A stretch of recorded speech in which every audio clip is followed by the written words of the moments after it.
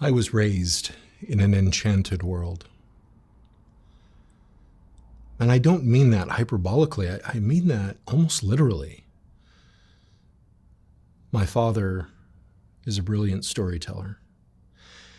And through his stories, we would learn of matters of faith, matters of fantasy as well. He would entertain his children by telling us these grand tales of the fairies versus the Morlocks. And then my father became very busy around the age of 8, and we didn't hear many stories of that type. Instead, we heard stories of another type, and that of faith, of religion, of all of the histories, doctrines, lores, mythologies of the Mormon faith. See, many families are the varieties within that particular faith that when they're encouraged to have an activity called family home evening, that they'll do that every twice in a while. My family was very religious about that, quite literally religious about it. And then there would be church every Sunday. And then there would often be church on Wednesday when I was a kid as well. So we were engaged in church activities 3 days a week at a minimum. My father, when I was around age 8, started working on a doctorate degree in Middle Near Eastern history, basically the history of the New Testament of the Bible. It was his goal, you see, was to move from a seminary teacher for the Mormon faith, somebody who taught college students, to somebody who was a professor at a university. And the same stories we used to hear with the same verve and dynamism about fairies and their enemies and those preying upon them instead changed to stories within the religion. Stories of the New Testament, stories of the Book of Mormon. Our lives were very structured lives, and yet also with the tinge of fantasy. You see, because my parents were so devoutly religious, we didn't have really a television in the home growing up. When we had a TV that operated, it was very strict what we were allowed to watch, when and how, which was infrequent at best. So we lived our lives in books. We lived our lives in stories. I'm the middle of 7 children. And for years, we lived in a one-room schoolhouse in a little town called Linden, Utah. That the various owners of that one-room schoolhouse, the first schoolhouse in that particular part of the state, they'd added on a kitchen here and a bathroom there, all lean-tos. And that's where my love of books began. Tolkien, C.S. Lewis. Whereas many families would take trips out of town and out of country, for us, our trips were to the library. It was about a 2.5-mile walk, and we would walk to and from the library and come back with loads of books.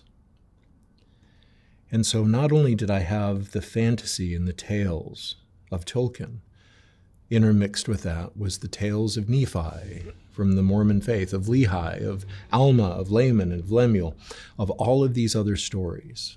And so because we didn't have television, when I wasn't reading, I was daydreaming and writing. It is a beautiful thing being raised in an enchanted world, because it's a world where good always wins, bad always loses, where good things happen to good people, even after great trial and great travail, and bad things always happen to bad people, again, after great trial and great travail, often inflicted upon their own misdemeanorings, meanderings, and misdeeds. Life, though, has a way of disenchanting us. Through my teenage years, I was not willing to give up on my enchantment, nor was I even into adulthood.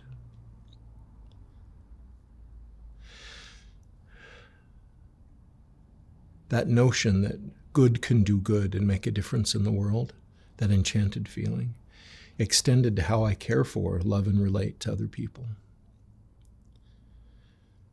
When I was in 5th grade, for example, I was performing weddings amongst my 5th grade peers, as children will, not in the adult sense.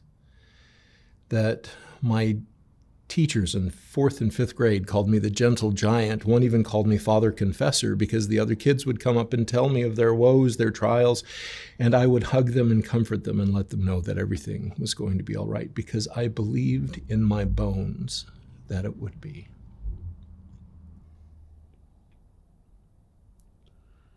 Things change, sometimes slowly, sometimes abruptly. More of that in a moment. For now, I can remember I was 15 and I was on the phone with my friend Anne Marie. She had lined up her method of self-destruction.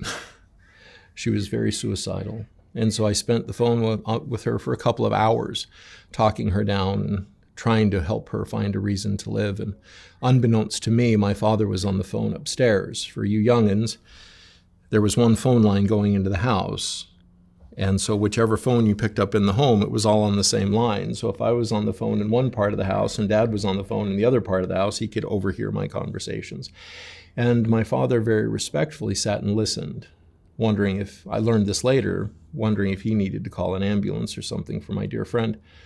And then at the end, when she was safe and she had put everything away and went to talk to her mother, my father came downstairs. At this point, it was 2 a.m. in the morning. And of course, when Dad darkened my door, I knew I was in trouble.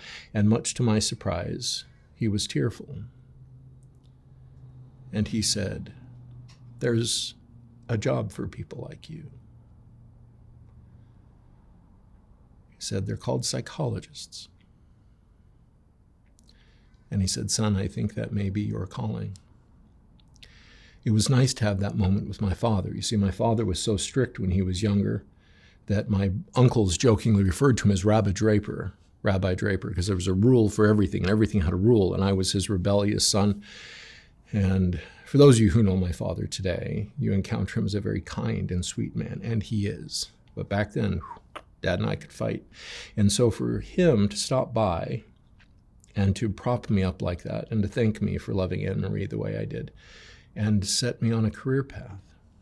So here I am with this grand imagination informed by Mormon stories as well as Tolkien and Lewis and all of these others. I set out on my grand quest to be a psychologist, whereas many of my friends changed their major again and again. I went straight through knowing this is how I was going to wage war against the forces of evil, where good does good and evil suffers and is destroyed, and I was going to be the noble paladin who would be a part of that.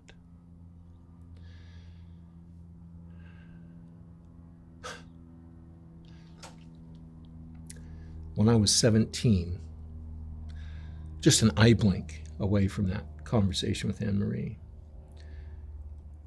one day, we were building sets for a dance recital at the high school. And I was the big brawny one that would carry things up from downstairs and help maneuver things. And I did not yet have the aesthetic eye that I gained later. And so I was trusted to do the heavy lifting. And a bunch of us, after we had finished building the sets, we were going to go to Village Inn and get ourselves some huevos rancheros. And so we got in this little Datsun Corolla. For those of you who are my age or older, you remember that Corollas used to be made by Datsun. So imagine guys my size all packed into this little Datsun. And we went tearing down this long parking lot called the drag strip at our high school. And about halfway down, Jake, the driver, suddenly yells out, "There's Merm!" Grabs the emergency brake, much to the distress of the young man, Ryan, sitting on the emergency brake, because there were 6 of us in that tiny car, pulls the emergency brake and does a military turn, squealing those car tires around. And standing right outside on the sidewalk was a vision of 1980s loveliness. Goodness gracious, I'll never forget her. 6 foot tall, sun-bleached, light brown hair going down just beyond her shoulder. She had a barrette holding her hair back. She was in this tight pink sweater with 3 little wooden buttons. Acid-wash jeans, for those of you that remember what those were, in bright white LA Gear high tops, and glorious brown eyes. I had written some years later to her, I said, Your eyes are the love I fell into, infinitely deep.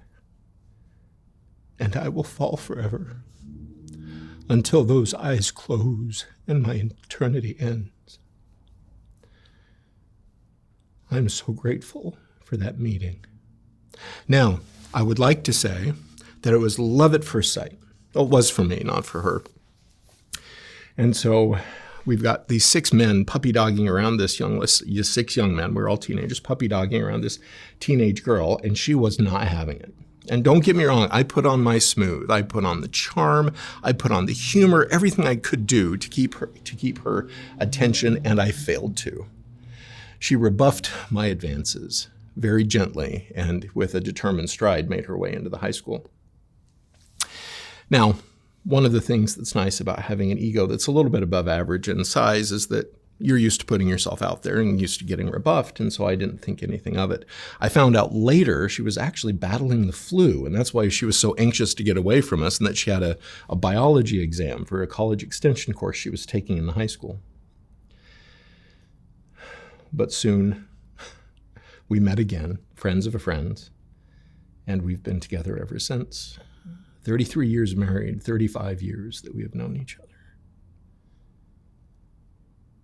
And at times, I regret the hell that she's had to go through with me.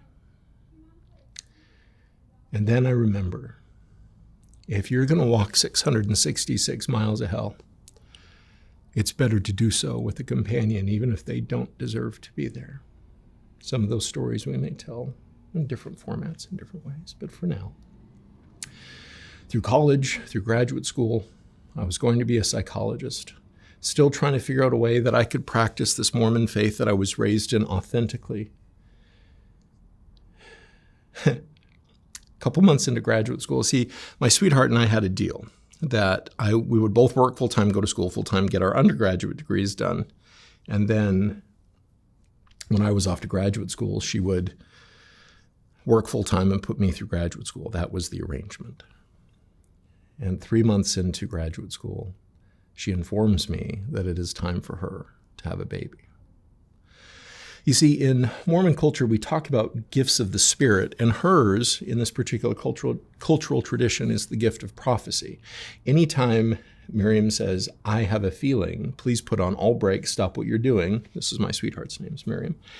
And listen, because something profound is going to come, and you may or may not like it, but it's going to be true and truthful. And she said she had a feeling it was time for her to start having children. And I kept thinking, well, how are you going to work full-time, go to school full-time, put me through school if you have children? And she looked at me, she said, I'm not going to be working. We spent 3 hours in the car talking about this, half arguing, half discussing. I was near panicking. How in the world am I going to do this? Working full-time, going to school full-time, especially in the doctoral program I was going to. We were forbidden from working. And she had a feeling. After one miscarriage, and we had called all the family when she first got pregnant, and that miscarriage was very devastating. But a little while later, she was pregnant with my oldest son.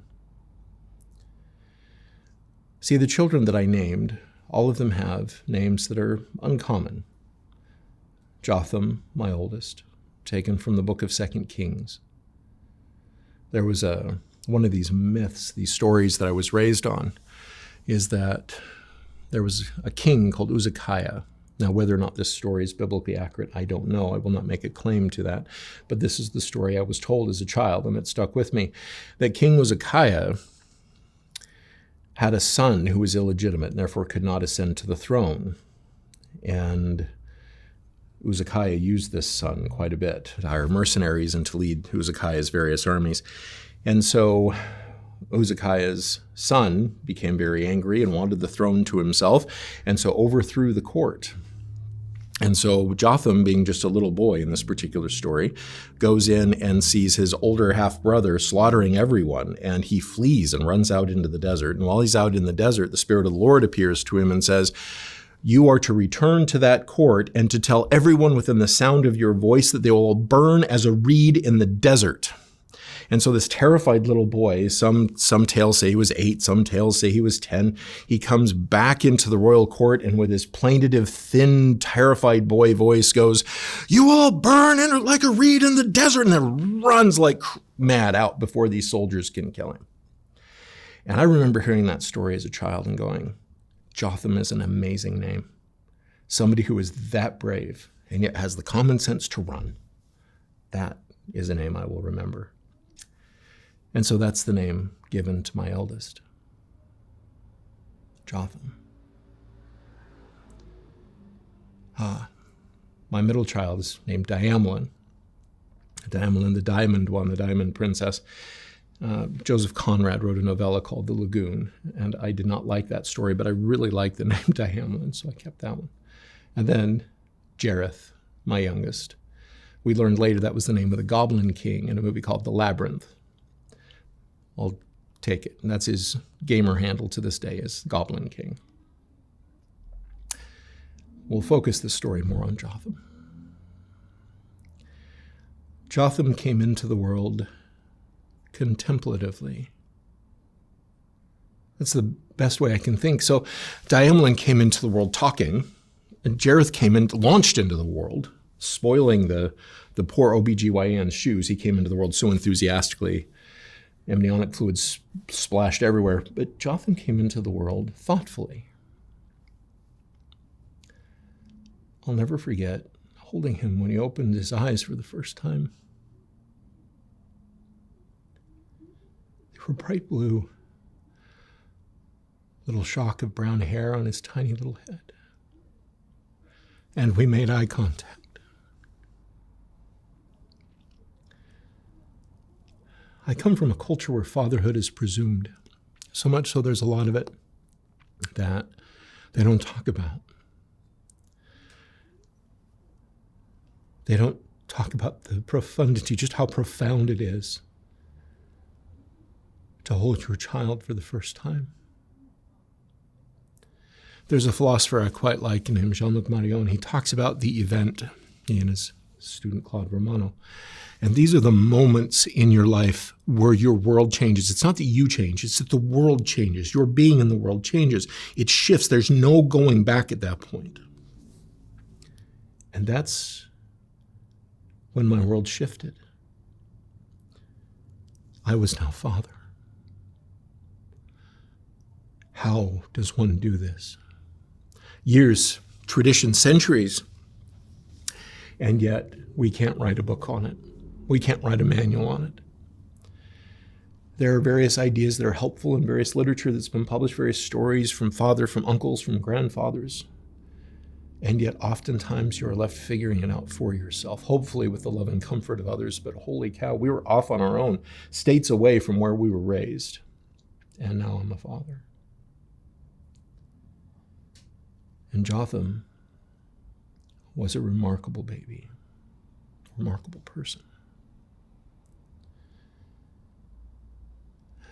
He grew into boyhood immediately. I don't know how else to describe it.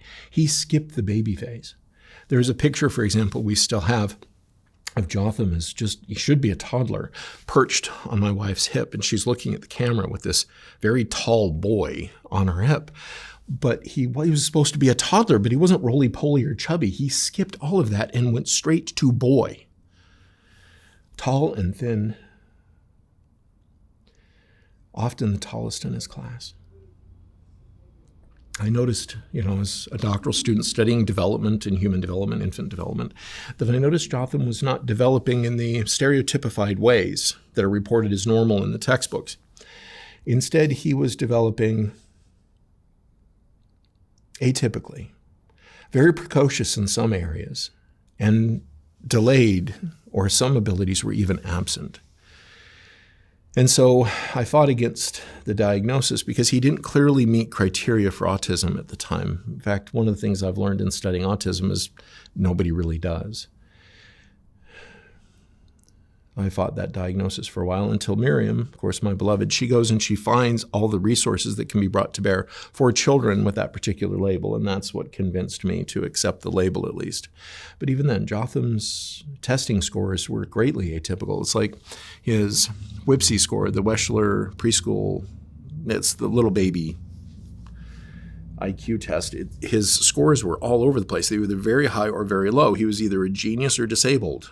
Likewise, with his Weschler Intelligence Score for Children later in childhood, again, all over the place. And as a teenager, he was tested again. And again, the exact same pattern, either brilliant or disabled, all across the board with every subtest. And one of the things that I feel very grateful for is I have an uncle, for example, who is autistic, and I have cousins who are autistic. And so Jotham always felt normal to us. And I'm very grateful for that. And so therefore, it would be a challenge sometimes to remember to go to the school to advocate for him, to be able to say, okay, he has special needs, and here's the special needs he has, and here's how perhaps to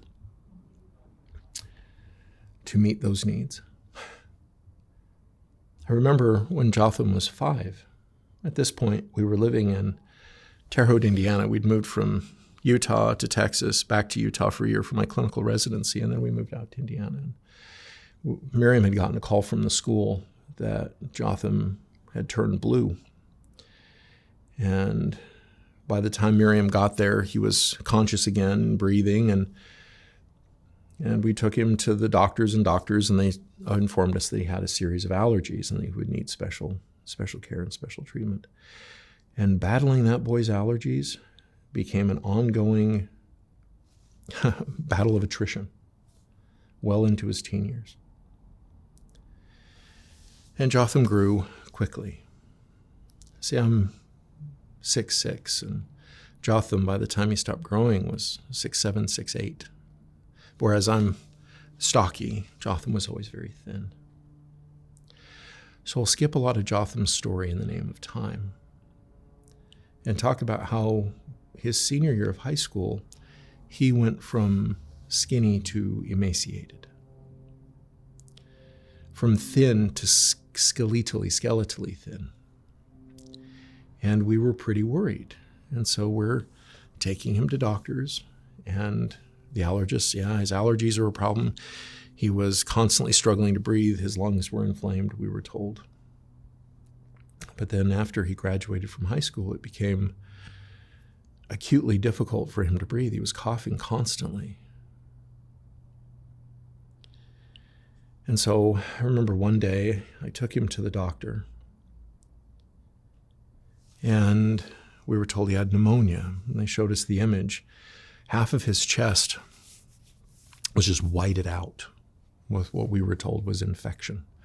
And the doctors told us that if he starts striding, meaning struggling to breathe in and out, that we were to take him to the emergency room immediately, and they prescribed him very potent antibiotics. So one day, he was coughing and struggling to breathe, but not abnormally so when we left. People wonder why Miriam and I are so close to this day, and it's because we go on a date once a week. It's one of the many reasons. And so we were on our Friday night date, and we were about 15 minutes away from the house when Miriam said, I have a feeling we need to turn around and head back. And she used those terms again, I have a feeling. So we flipped around, we went back, and Jotham was semi-conscious, sitting at his little computer desk, and he was striding. He was desperately trying to survive. So we grabbed him. We looked at how long it would take an ambulance to get there. We realized we could take him to the hospital quicker. So I carried my 6'7" son out to the car, and we drove to the nearest emergency room. And when they saw him and he was pale, his eyes were sunken in, his lips were blue, they immediately took him back, even though there was a dozen people waiting in the waiting room. And they took Jotham back immediately, got him on oxygen, and we're sitting there waiting in the admitting room. And an eternity of 30 minutes went by.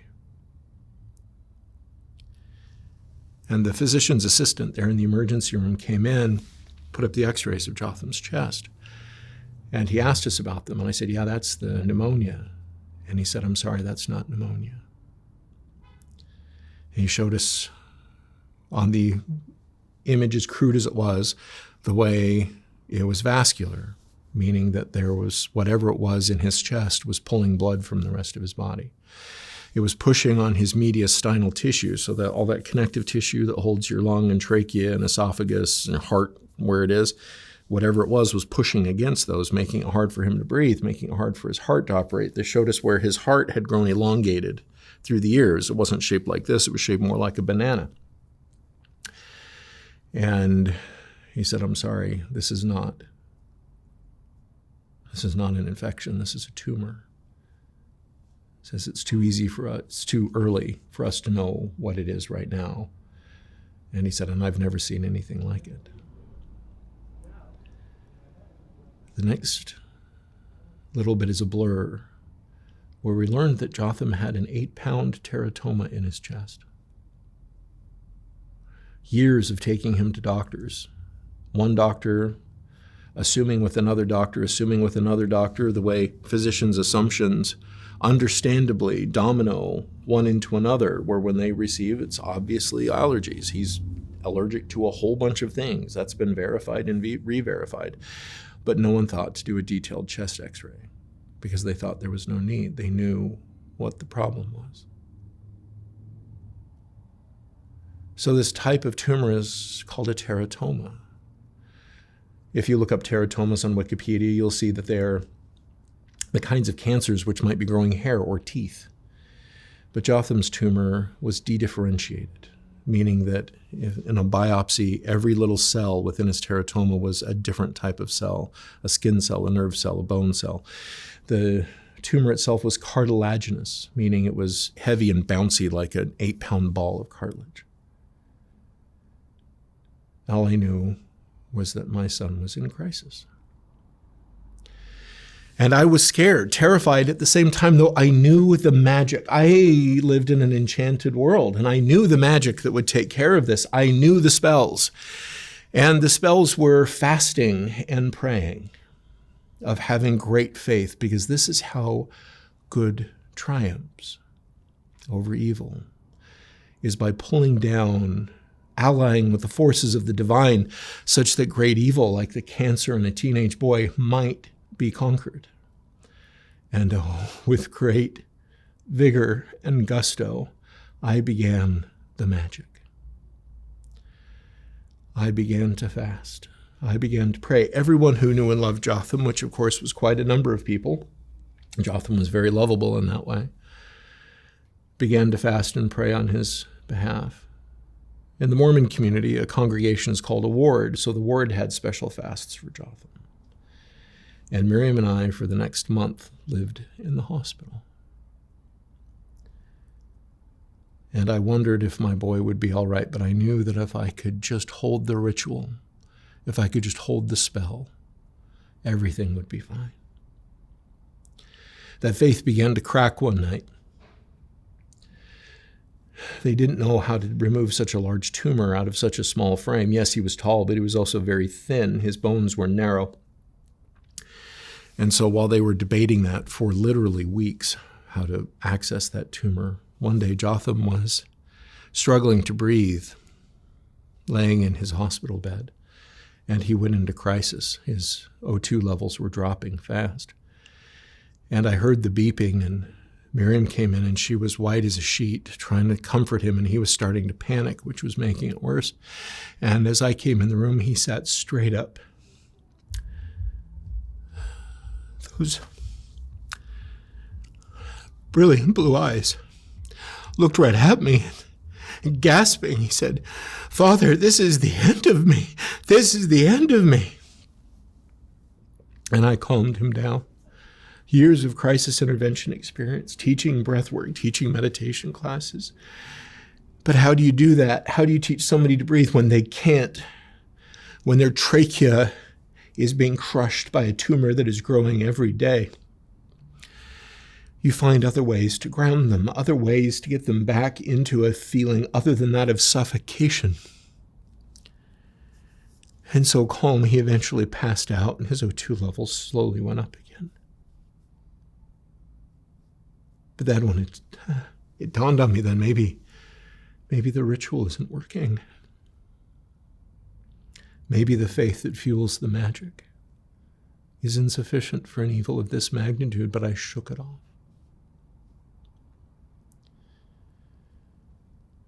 Eventually, they decided that what they were going to do is take Jotham, bend him over a table face up, and they were going to perform what's called a clamshell surgery. This is where they cut somebody from underneath the ribs up along the sternum from side to side and open them up like a clamshell. The surgeon, a fellow by the name of John, wonderful man. The surgery took 2 hours longer than they thought. It was a 10-hour surgery, and I paced a hole in the floor around that emergency room, I swear, around the operating room, in the waiting area, until we learned that the tumor was out. They were really worried about reinflating his lungs because they were worried that the teratoma had destroyed his lung tissue. Miraculously enough, it had not, and that little crack in my faith was healed. That they reinflated his lung, a lung that had been displaced and crushed against his rib cage, and he could breathe. We spent the next week or two, I can't remember, in the intensive care unit. I'll never forget when Dr. John came and he was checking up on Jotham after the surgery. And he was standing at the nurse's station, and he came up and he was in dry tones trying to walk me through what they had done and what the findings were. He started to choke up about halfway through. And he started to tear up, and he shook himself, and he goes, "I don't know why, but cases like this make me goofy. I feel so goofy." And I patted him on the back, gave him a side hug, and I said, "This isn't goofy. This is feelings, right? This is relief and gratitude. This is a lot of things. Goofy is a word, but this is an important feeling, Doc." And I got to watch the culmination of the magic. My son began to heal. His color came back. He started putting on weight. He got himself a little job at a shop called Desert Industries. Desert Industries is like the Goodwill that the Mormon church owns, and people with various disabilities or various challenges can work there. It's a way for them to make some money when they would be otherwise unemployable. And a couple months went by. I was sitting with Jotham in Sunday school, and I was rubbing his back. And he found that very soothing, and being around a lot of people was stressful for him, but by golly, he was a kid of faith, and he believed to his bones in this religion. And I found a lump on his back, and I felt a surge of panic. So it took some convincing and some fighting, but got him into the doctor, and the doctor looked at the lump and said, "Oh, that's nothing to worry about. It's just a lipoma, just a lump of heavy fatty tissue." And I went, "This kid's really skinny." And they assured me that lipomas can happen even with slender people. And so I left, and then the next day I was talking to Jotham, and he talked about how his lower back hurt. And so I felt, and there was another lump. And then what I thought was a pimple here underneath his lip, another lump. And again, I'm panicking, and I'm taking him to the doctors, and they're assuring me that nothing is wrong. They kept looking for human growth hormone, right? Basically what they do is they do pregnancy tests, and if a man comes up positive with pregnancy tests, then he has a tumor of some variety that's giving off that particular hormone. So testicular cancer, for example, will do that. And because part of the cancer in his chest, part of the very many different types of tissues that it was made of, was giving off human growth hormone, they kept checking for that. And because it was negative, they kept telling me he was cancer-free without doing any other tests. Well, eventually, underneath one of his ribs, he came to me one day and it was poking out. And this was now lump number 6. And it grew very quickly. And I had to fight. People reassuring me everything's fine, and I'm panicking. I'm the hysterical father, according to one physician. And we pushed and fought and pushed and fought. One day, my dear friends John and Joe were in town, and we were going to get that biopsied. I'd had to keep putting my foot down. I had to keep insisting on this. And so we took Jotham to the hospital to have it biopsied. And they couldn't get him numb for some reason, and so out of desperation, they cut the tumor out anyway, and it was the size of a lemon. And just his gritting his teeth and moaning as they were cutting it out of him, his thin little hands crushing mine. And they biopsied it. It took, of course, an eternity of weeks for us to get the results back. We were supporting my sister, who at the time owned a little food truck where she would custom make you candy bars while you waited. It was a brilliant idea. And we were supporting her in a little city called Orem, Utah. And that's when the email dinged that the results were in. And we looked, and it was the cancer. And it was back. And a large crack formed in my faith in the magic. So Miriam and I were walking around the little park there in front of the Sierra Theater, which is where the food truck roundup was, just crying and wondering what we were going to do.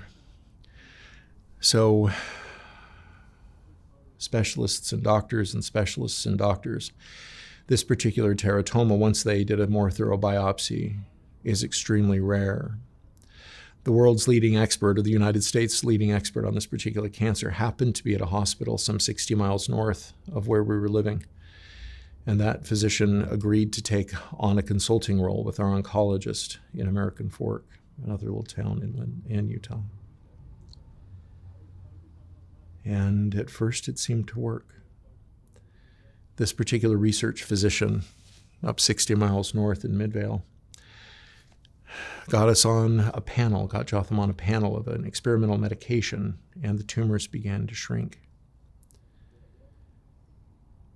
And we had that problem of breakdowns of communication because the research oncologist up in South Salt Lake in Midvale assumed he was only doing half the job, and our oncologist in American Fork was doing the other half, but there was poor communication between the two of them. And all I know is trips and radiation and this pill form of chemotherapy. It was all a blur. Until one day, I learned they were going to discontinue the medication. That the Jotham had had yet another scan, and the number of tumors, they had lost count. He had tumors from his ankles all the way up to the top of his head. And yes, the medication was shrinking them, but it was also destroying his liver. And so they discontinued the chemo. Fighting and arguing and trying to find out, all while trying to remain civil, if not diplomatic. The recommendation came down from these doctors that Jotham was to be put on hospice. And then for 2 months, my wife and I were on hospice watch with our son.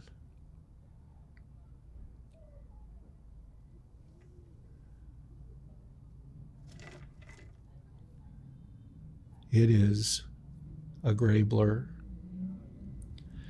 This is the part of the 666 miles of hell I referred to, that nobody should go through this. People have told me afterwards, and even during, I can't even imagine, and I ask them not to. It is not something I want you to imagine. There are experiences that we have that we are not evolved to handle. That's one of the things about trauma is our ancestors did not have to deal with some of the things we have to deal with today. We are misevolved for certain things. The death of a child is one of those things we're just misevolved to handle. We cannot handle that. We are not designed to. And so instead you pull in all of the coping that you can. One of the things I'm eternally grateful for is the Mormon faith is very good at community. We didn't cook a meal for 2 months. It took us another year to finish all the freezer meals that we had been given. And Miriam and I, on 24-hour watch, grew exhausted. We started to decompensate. One of our daughters, Diamelin, was out of the house a lot. She did not want to be home facing all of this grief and all of this stress, until one day she came to us and she said, all this whole time I've not known what to do because I don't know what to do for Jotham. And I can't take care of Jotham. but I can't take care of you. She was 15 at the time. Kayla, her sister, likewise. Kayla had come to live with us by her choice and is one of our dear daughters. And it was her suggestion that I reach out to you all. Thank you, Kayla. And so Kayla likewise compensated. And Jareth, even though he was 12 at the time, he's doing his level best. And people are bringing in resources, but Miriam and I are burning the candle at both ends and in the middle. And we were starting to fall apart physically and emotionally. We were starting to get sick. And so in desperation, I started posting on various social media, hey, could we get help tending our son so we can take a nap, etc. And her brothers were kind enough to come. They have a very colorful history as well. And they showed up. Friends I had not seen in decades showed up. People who were not affiliated with the Mormon faith. They didn't come up with meals. They came with time where they would sit with Jotham. Mike and Tina and Bruce and others were very kind to sit and tend him so Miriam and I could go get a nap, clinging to one another and crying ourselves to sleep in one another's arms.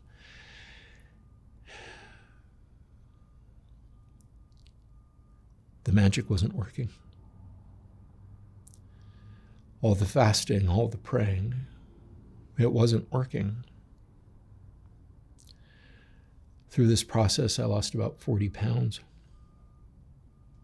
Skipping so many meals, just holding. See, fasting is what it's called. Fasting comes from the Old English word feasten. It means to seize upon with such passion and vigor that you forget other things. Like if you're fasting with the scriptures, it just means you're seizing upon these holy words to the point where nothing else matters and everything else falls away. That when you fast, it is because you are so seized upon an idea that you forget to eat. It's not that you choose to skip eating, it's that you don't think to, because you're holding to other things. And hold I did, even as I'm watching my son deteriorate before my eyes. Losing weight. The pink of his cheeks again fading to a gray pallor. His eyes remaining bright, because Jotham believed in the magic. Jotham believed in the ritual and in the spell. That when the cancer had spread and the tumors were growing, before the cancer robbed him of the ability to speak, his last spoken words were a prayer. And he prayed to Heavenly Father, this God that Mormons pray to, that when I am healed, not if, when, he never doubted the potency of the magic. Jotham was struggling to live. It was 2 days after the cancer robbed him of the ability to speak. And I could tell he was holding on for us. So we gathered around his hospital bed there in his bedroom. And we held him, and we prayed for him as a family. That he had suffered enough, and he could go.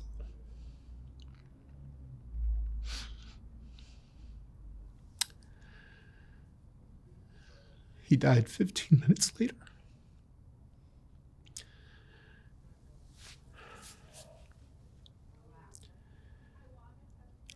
Watching his paper-thin skin, the blood going from bluish to blackish, every vein in his body pronounced until it all faded to gray.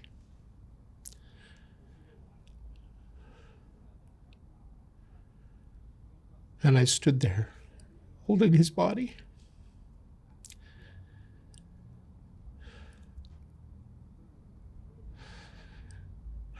The magic failed.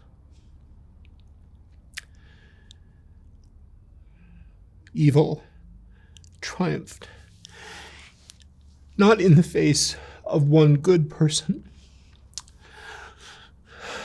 Evil triumphed in the face of dozens, if not hundreds.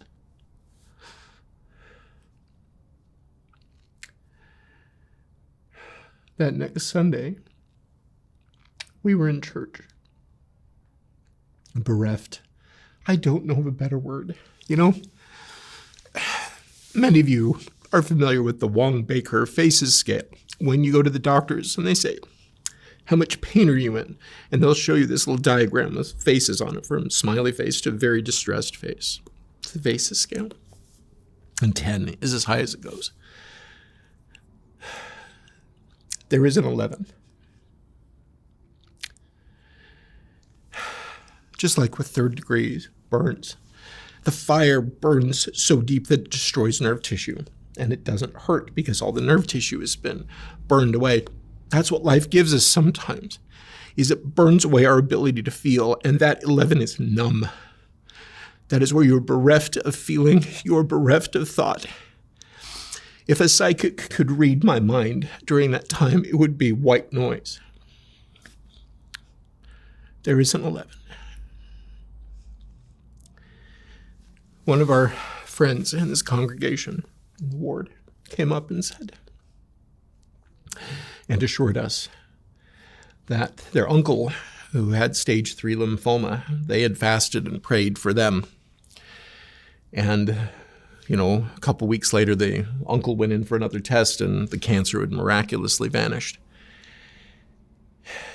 And they assured me that if I had just had better faith, more faith, deeper faith, Jotham would have lived. And that's when I lost my faith.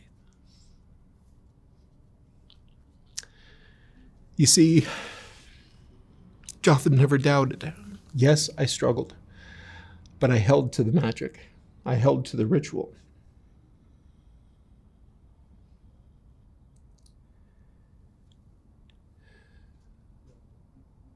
You see, I was drowning in grief. Those walls of water, in therapy we talk about the waves of grief. Those walls of water, as they come over you and you're gasping, trying desperately to survive, trying to keep your head above water, and you can't. And after a while you lose strength as you're just trying to breathe, and you sink deeper and deeper in the depths. And in those cold, crushing, lightless places, that's when we learn how to breathe water. There is an 11.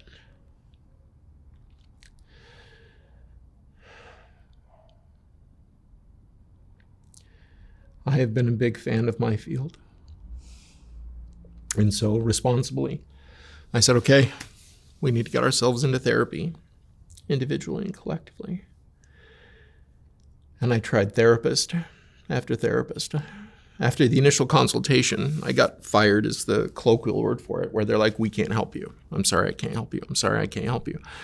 How do you tell somebody who has written and published and spoken, who has trained, I don't know how many hundreds of therapists I've trained at this point, and when I am bereft, who can help me? There's that old adage, physician, heal thyself, from Shakespeare. Who heals the healer? And that's when I became aware of the lie of my own profession. You see, in psychology, we have this habit of locating your suffering inside of you. We're not very good at looking at the world the way it actually is, that we are beings in relation. You and I are in relation to one another through this digital media. We are beings in the world with one another and alongside things that matter. We are a part of one another. The Buddhists were right. You know what I mean? That this interbeing, this co-being of being, that when there are ruptures of this co-being, of course we feel it, and of course it matters. We're not just localized within ourselves. We are in a nexus of relationships, and when that relationship breaks, we break with it.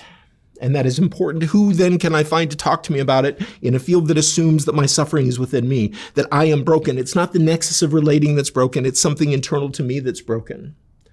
And thankfully, my fourth try, I found Susan. She was fixing to retire. She was in her early 80s. She had actually been a therapist in an oncology ward. And she knew the language.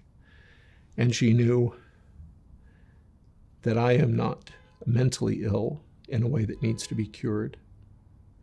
But instead, I need help as I learn to breathe this cold and crushing water. We worked together for 6 months, and it changed the way I think about this.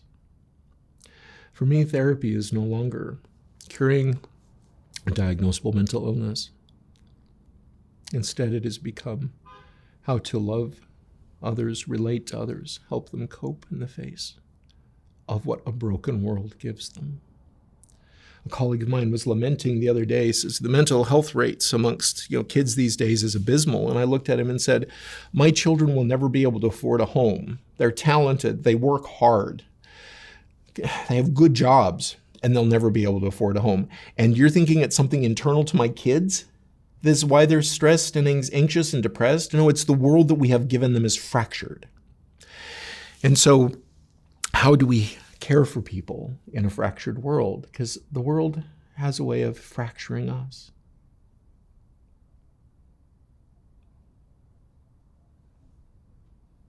You see, this brokenness of our world,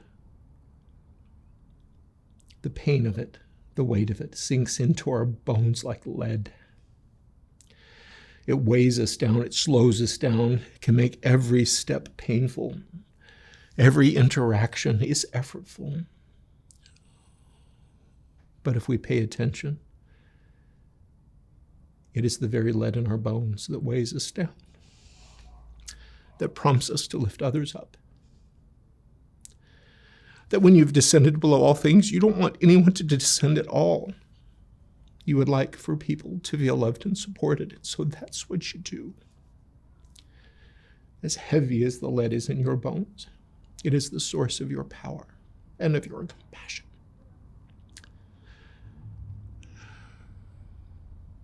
Thank you, Susan.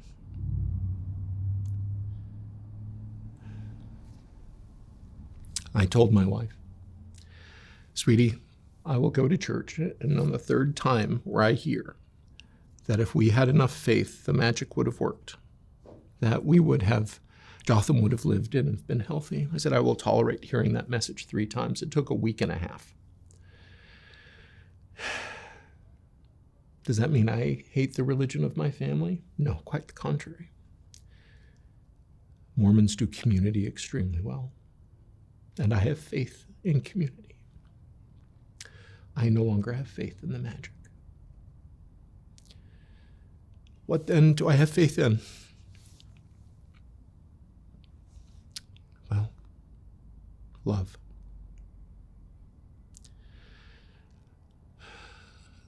The night before Jotham died, I had a dream.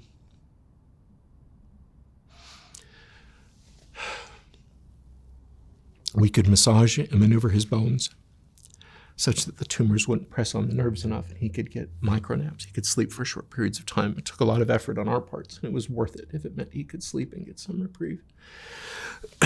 So I had just given him a massage and moved his pelvis around so he could sleep, and I sat down in the chair next to his bed and I fell asleep. And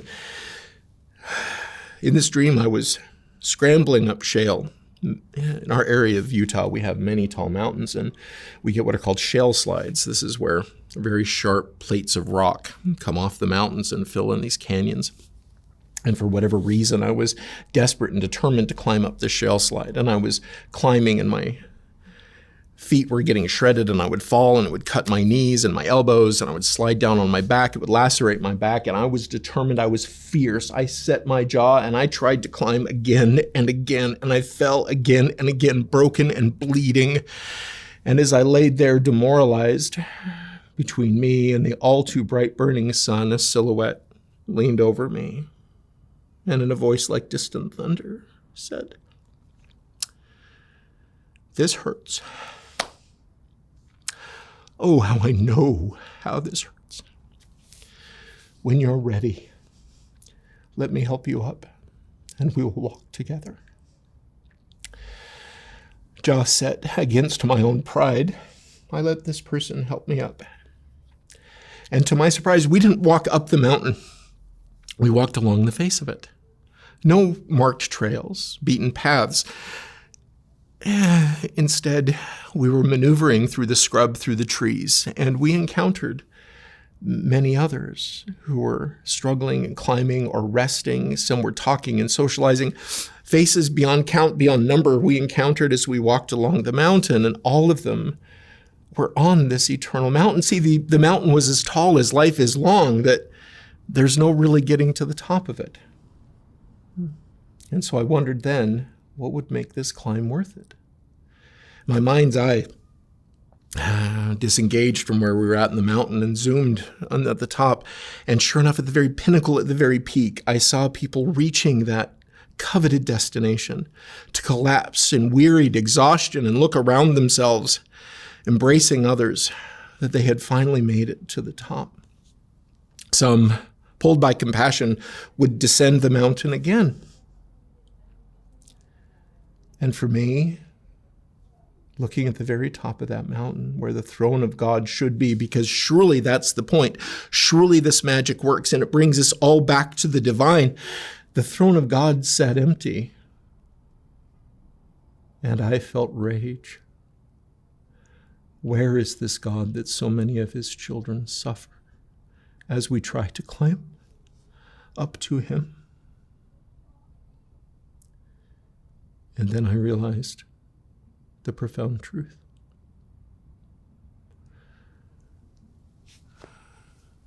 The truth of this eternal mount, as tall as life is long. God is wherever one person says to another, where one person says to another, this hurts. Oh, how I know how much this hurts. When you're ready, let me help you up. And we will climb together.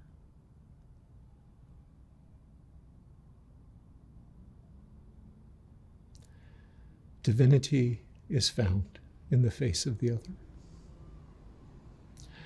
Kindness in the face of cruelty, patience in the face of impatience, love in the face of indifference. And that's the secret.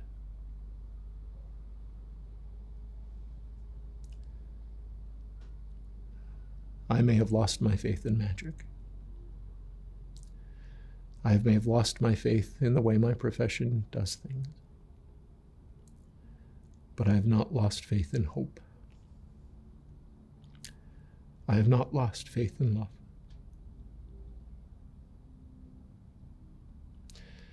So to all of you out there for whom the magic did not work, for those of you who lost loved ones, I get it. And there are so many of us out there. You know, Hemingway wrote in Farewell to Arms, for whom the world does not kill, it breaks. And it breaks the very lovely, the very kind, and the very capable alike. One thing you will find when you hold to the faith in kindness and love is that your heart will be cracked so wide that others can walk in and find shelter there.